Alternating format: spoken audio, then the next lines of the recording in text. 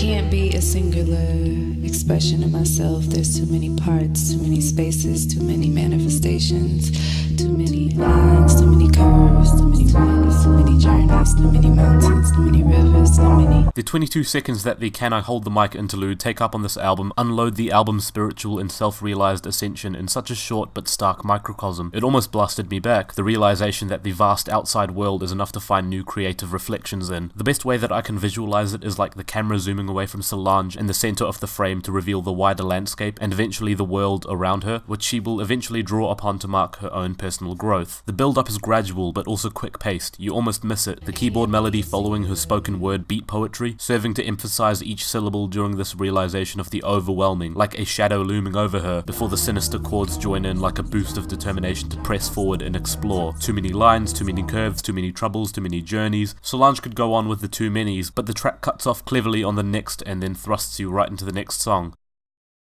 The rest of the album is good. I'd like to say that When I Get Home is an achievement for Solange. It's a natural continuation from A Seat at the Table, but instead of fully fleshed ideas, it sort of dances around with the first drafts. I was a little apprehensive at how inexpensive the comprehensiveness of Solange's pensiveness was, but then I realized, hold on, emotional connections and messages in music aren't exclusive to lyrics. Sometimes it can all come flooding in from the sound of the music itself. When I Get Home may be a succinct record, one brief hop to the next, but it sure does a smooth job of making sure that each one sparks with that blend of empowerment and intimacy showcased on her last album. My eyes, like many else, were drawn initially to the star-studded billing of featured artists, but I've long since realized that dotting at Panda Bear, Tyler the Creator, Playboi Carti, Standing on the Corner, and all that may make the album seem more like a novelty, of which it is not. It's not an album that sets aside spaces of time for some other well-known voice to step in and then steal the spotlight just for the sake of some random verse. Solange is center stage on this album, but she seems more like a tour guide. The many voices and influences you hear are so smoothly incorporated into this. Maybe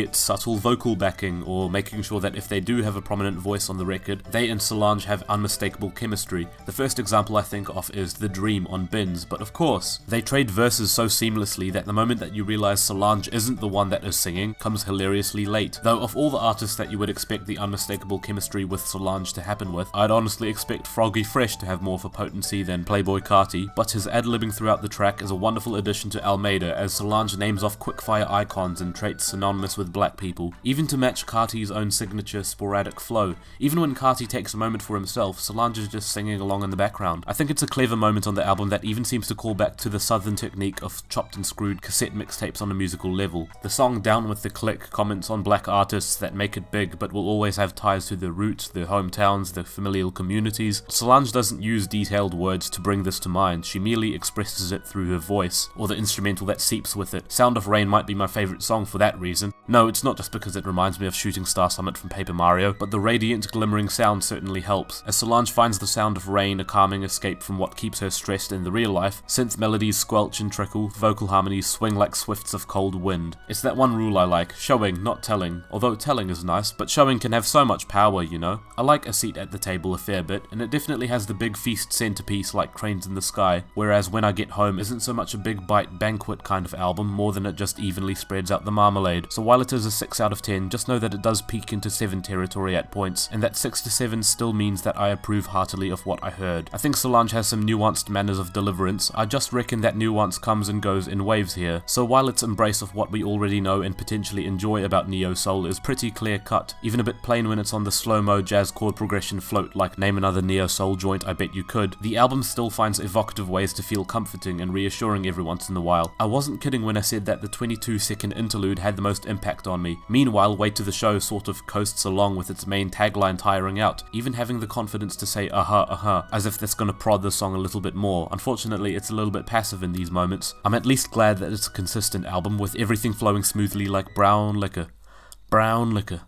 black molasses. The short-breathedness of the album does leave even its conclusion feeling a bit incomplete, and not incomplete in the ambiguous, open-ended, artistic, uncertain kind of sense. I mean incomplete as if to say that